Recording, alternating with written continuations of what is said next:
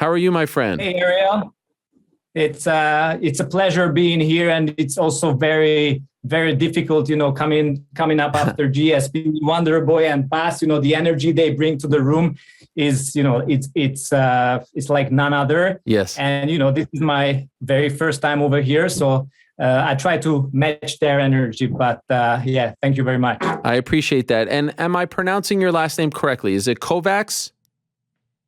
I mean, if you go to Hungary, where I was born and where I live, it's you say Kovacs. Kovacs, yeah. But everywhere else, mostly it's Kovacs. I'm going to say Kovacs. I like to keep it real. Congrats to you and the team on your first 3 seasons. 4th season, you have GSP as a sensei, you have Wonder Boy as a sensei, you have Boss involved. But these guys aren't competing for you. So for someone who may be unfamiliar with karate combat, give us the hard sell. Why should an MMA fan watch your product? Yeah, I mean, very good question, and you're usually pretty good with questions. Look, I mean, I think we're operating in the same space as MMA, boxing, and basically all full contact sports, full contact combat sports, especially when it comes to entertainment. We have big respect for the UFC, what they accomplished. We know that this is a great business. At the same time, we wanted to create something where, as GSP said before, Karatekas doesn't have to go somewhere else.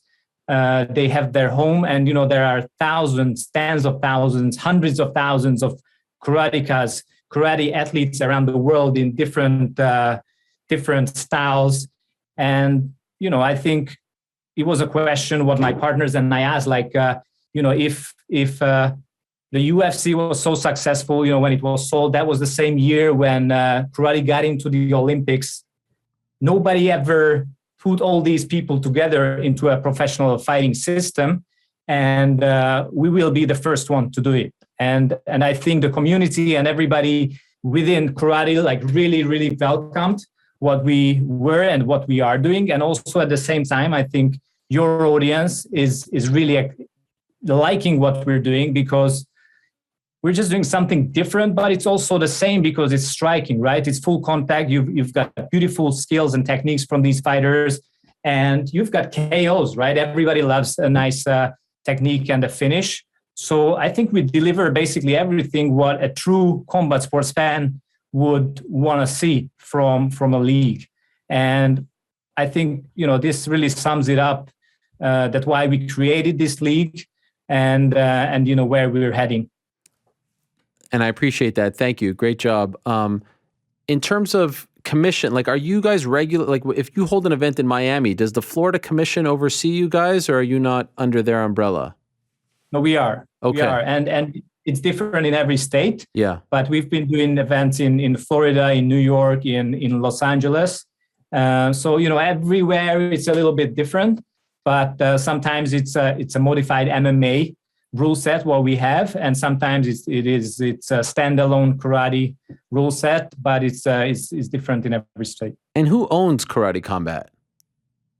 Oh, that's a nice question. I mean, maybe the question I would ask, who will own Karate Combat? And this might be a little teaser of what we're up to in the next couple of months. I cannot really disclose more, but I think we're going to do something which no league ever done, with the fans, with our fighters, and obviously with the existing ownership as well. Wow, that is quite the tease. So right now, is there an owner? There are. Okay. There are owners. I have my partners who actually back in 2017, they found me and asked me to build the sport itself. And they were investing a lot of money and funding the whole league. And still today they are behind and great partners. And but things gonna change pretty soon. Wow. Okay. When is your first Triller? Triller's not gonna buy us. It's not Triller. That is okay. I hear, by the way, you're not a huge fan of all this Triller BKFC stuff. Is that accurate? No, I mean, I think everybody should do what they do, build their own platform, their league. I would just say, like, we do stuff differently. We built our pit. It's not a ring. You can do a triangle, but it's still going to be a ring. We have our own pit. We have virtual environment. We're not copy pasting the UFC. And also, we're not just hiring guys who were ex-UFC, right? So we're building a league from the ground up with karate fighters. We have more than 130 fighters under exclusive contract with us. These guys are really, really Olympic athletes. So like they are really at the top of their game. And, now this is great that we can showcase that, like their level. And I mean, it's just I'm not a huge fan of seeing guys coming out of retirement. Frank Mir, that's probably not the best one. And you can name it. It's just like a short-term thinking. What we see, we could do this all day. I mean, like the amount of money we invested into virtual environments, right? And to do with the Unreal Engine what we've done with season 2 and 3, nobody done it before. We could just, buy a few of these guys who are free agent or like they got released from the UFC, but we didn't go that route. So like you've got these guys, Bas, Wonder Boy and GSP, they are with us. Obviously, they were at the UFC, but they are, huge household names. But they're also really great people. And I'm not saying the others are not. I'm just saying that like we want to be a family, a community where, great people do great things. And I think that's this is a really good formula for us. Is it necessary though, in order to like really get on people's radars, especially in the world of martial arts, mixed martial arts, do you need to get one of these big free agent signings, just one, in order to attract people? Do you feel like that needs to happen or no? I mean, it would definitely be easier for us. And I'm not saying we're not going to do that, right? So, but I think what we're about to do is not somebody who gets fired or released or retired. So, actually, I'm meeting Lyoto Machida this Thursday. I would love him. Last season, he was a seasoned sensei. This year, he's still with us, and I'm going to meet him. And, he's up for his last Bellator fight in May. And, we'll try to have him around. And, he's still not old. He still has it. And, our rule set really, really favors the guys who are not wrestlers, who are like their first aspect is not BJJ or grappling. So these guys, really, really love what we do. It's also 3 minutes, 3 times 3 minutes is shorter rounds. And also the whole rule set, what we have is really, really good for them. I'm also really close with Raymond Daniels, just to do some name drops. And you mentioned, but like these guys are really important. They really fit into our picture. We just signed Gabriel Varga. He's going to debut soon. So we are leveling up for sure. But at the same time, the guys we already have, we're building our own stars. So if you watch an event of ours, these guys have their own profiles, their own backstories.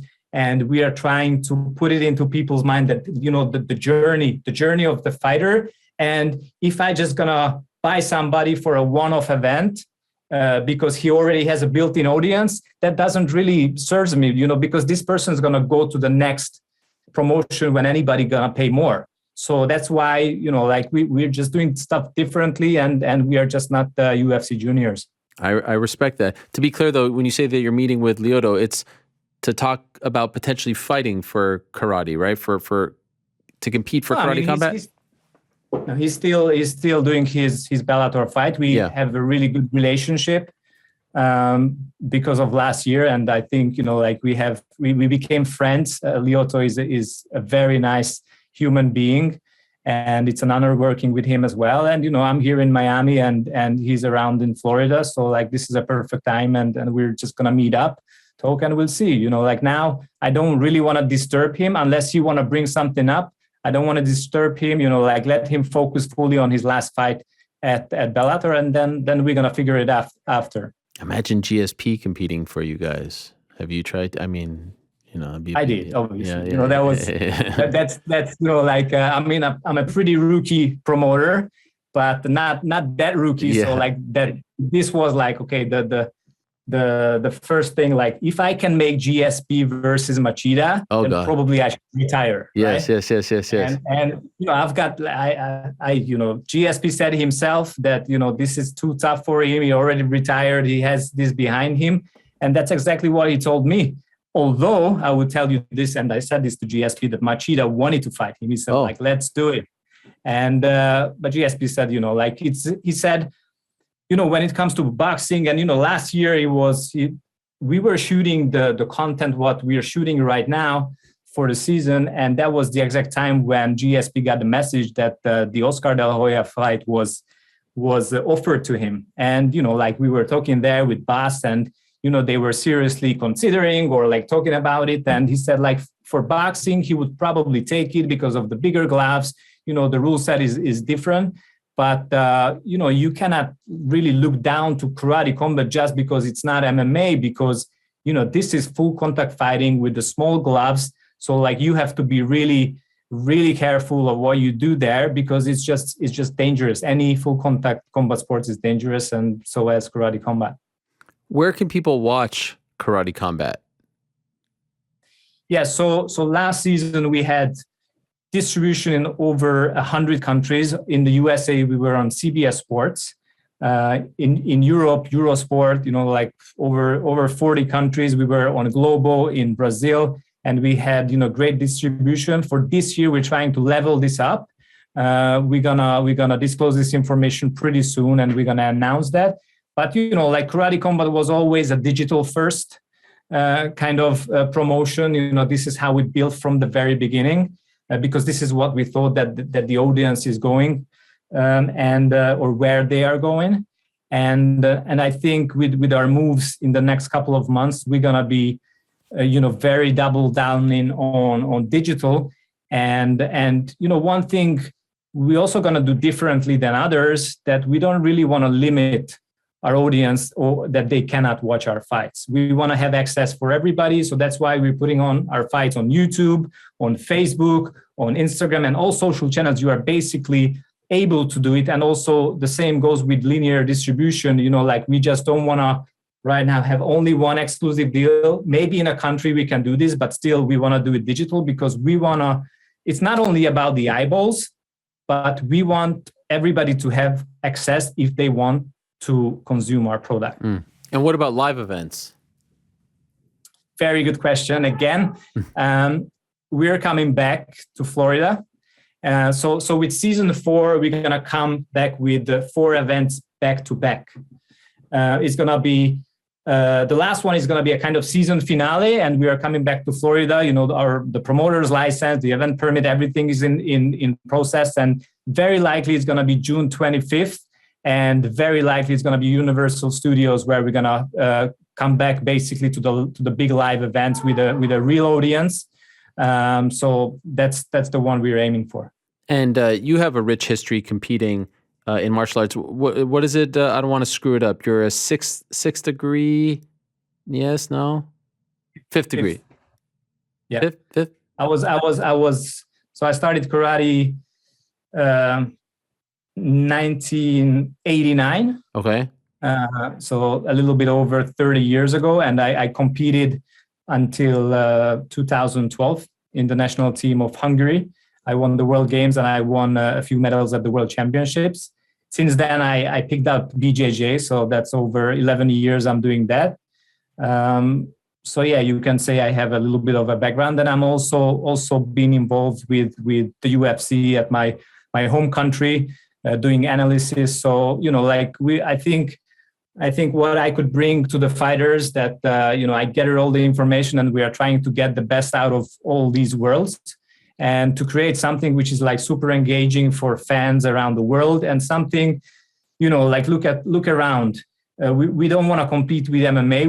We're in the same space, but look what happened to Glory, recently. I think we are up there to be one of the big stand-up or striking leagues. Back in the days you had K1, and right now you have Glory, you have Karate Combat, but we're going up, and a lot of other guys are going down maybe.